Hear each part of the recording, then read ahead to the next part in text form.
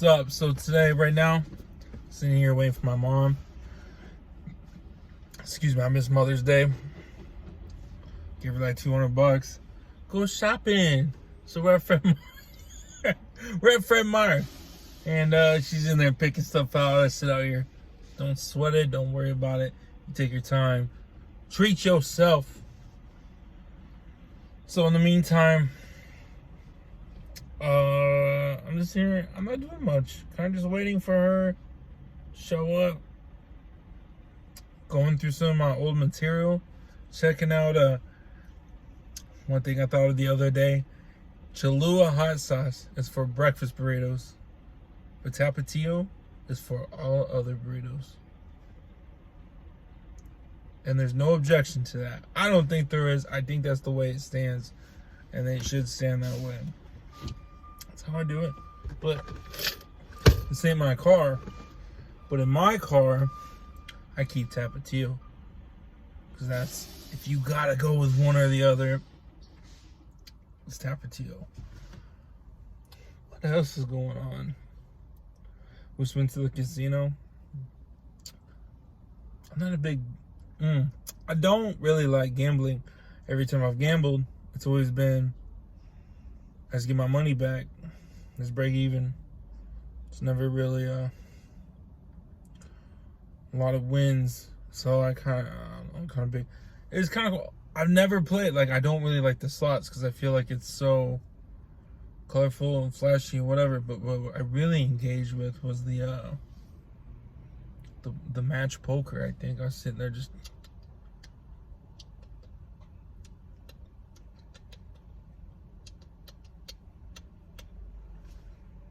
Yeah, I was in that for a minute.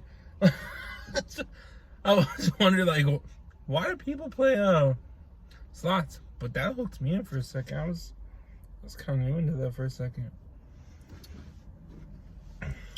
Where else did we go? Oh, we went out to eat. I bought her a pizza. Here, Mom, let me buy you a pizza. So, chit chat, whatever. It was cool. So, what's my next move? Right now, I'm just waiting to go to treatment. I just had my first intern group yesterday. That was nuts. I think I can speak about it. Yeah, this is what I want to talk about. I am not making this up. So, it's a Zoom meeting, right? Kind of like I have it set up right here, just in my truck.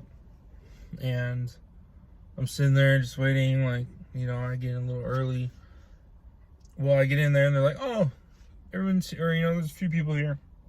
Well, this one chick was struggling how to mute it. And she was using the restroom while she was, you know, and I played like Call of Duty or Fortnite with people, whatever, and people use the restroom. Not the biggest of deals. You know what I mean? It's still a little funny, but it's like, but this chick was going number 2.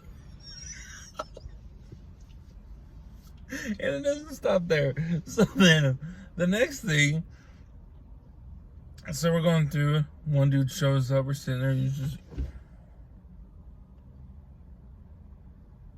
you know, I get it, because I'm a little standoffish too, like, you know, some dudes coming up in there, like, you're not trying to judge.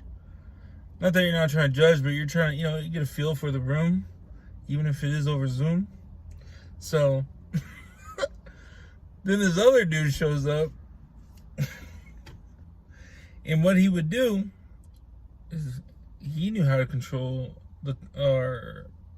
he knew how to handle the controls really well. So what he'd do, he's out on his back porch, and like, he'd hit something, right? It would go blank, and then he'd go back to it, turn the camera back on, and he's blowing something out. Thick smoke. It's not like vape smoke. It was something else. I don't really know. But whatever. Like, who might have just... So this dude's doing something on there that he doesn't want people to see. Okay. And then lastly, this another chick, like, she was going to pick up on the meeting. like these meetings, what it's for, it's to like, until you get in, right? It's until you get placed, you get a bed date, and then you go in. Cool. This chick like was in the Zoom meeting, like going to pick up. You can hear like the wind, and she was like, "Yeah, someone's come over, and I'm going over here to go get it. I'm just waiting." Like anyone that knows knows. I'm just like, oh my goodness. And what's my perspective on it, right? Because I mean, well, I'm an alcoholic right now. When I'm struggling with alcohol right now. Right, that's what I'm aiming to go to treatment for. Like, but she, what was my train of thought? Yeah, she was going through with that. Damn, what was my train of thought? Where was I going with that? I forget. Dang it. But oh, that's what it was. So, like I said, I struggled with it before, and then now that it's all back, and I was just sitting in that room, I was listening to people. I'm like, damn, I've come a long way. Not to toot my own horn or anything. Like, I grew up with people that like are always like stroking their own ego and whatnot. And I hate doing that because it just comes out so. Oof. But I have to on this. So I'm just sitting there. I was like, man, I'm not there. Although I do know it's always just like right there behind me, you know what I mean? It's not far. And I don't know, one thing I struggle with my addiction, especially with gaining stuff in the past 5 years, is losing everything. I feel like everything's just, it can be taken from me at a moment's notice. And part of that is from growing up. Like, I always had people around me that just like took stuff from me. And like I never could like have anything like valuable or worth having without someone coming in taking it fairly or unfairly, you know, swindling it out of me or whatever, you know. So like I struggle with that today. Like anytime I have something like nice or something, it's like I have that fear, and it's deeply embedded in me. Well, then the other aspect of that is like when I did start getting stuff, then I started losing everything through my addiction.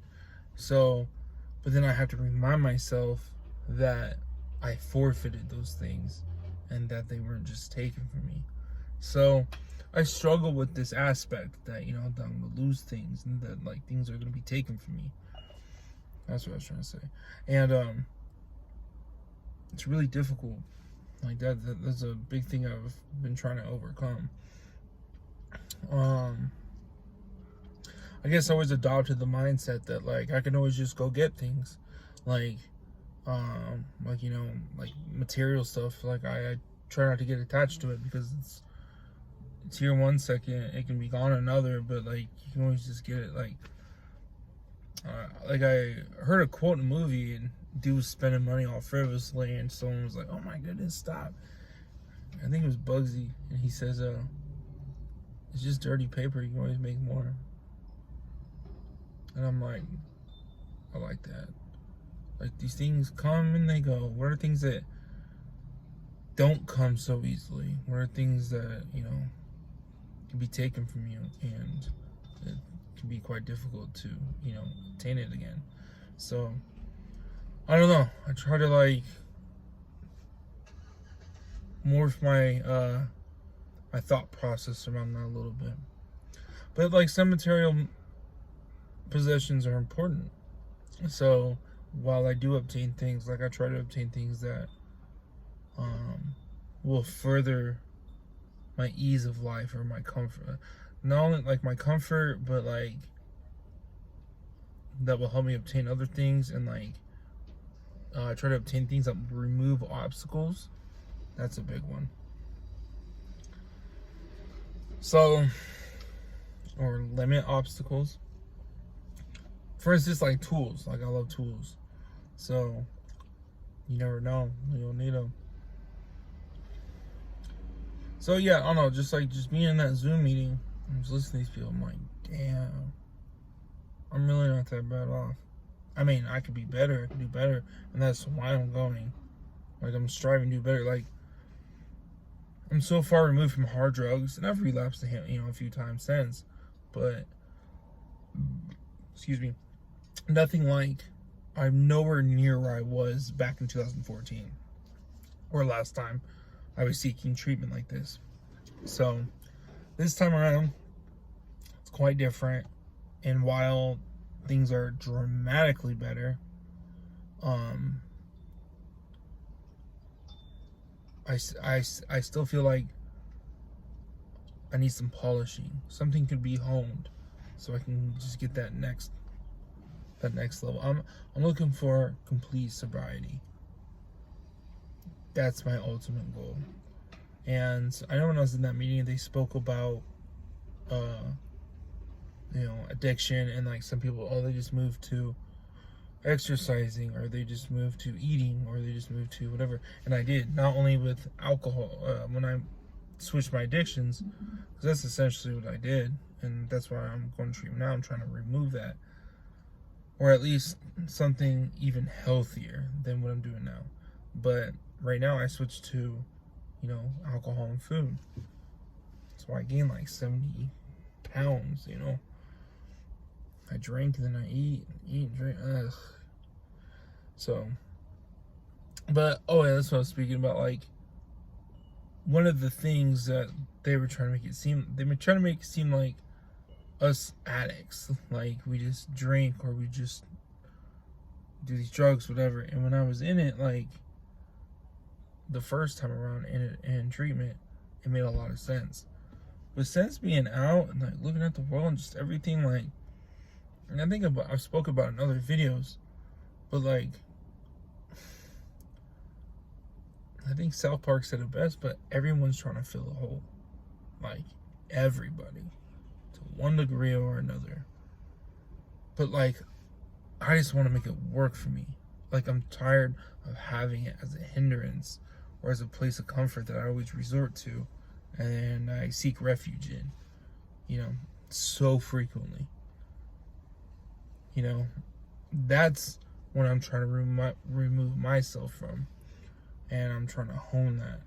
So I'm hoping I'm supposed to have 60 days in. I'm hoping in that time I can come up with a plan and enough time in sobriety, complete sobriety, that I can come up with something so I can push forward. My next big move. I do have that in mind. Plan on moving to Texas, Austin, Texas. It's kind of crazy how that's all panning out. Been thinking about it for a while. Listen to a certain podcast. The only one I listen to, really. But they spoke about it, and I've been in Texas a couple times before. And oh goodness. But anyway, and so that's pretty much what I'm doing. Here, I got the trunk. But anyway, that's it. And yeah, thanks for listening.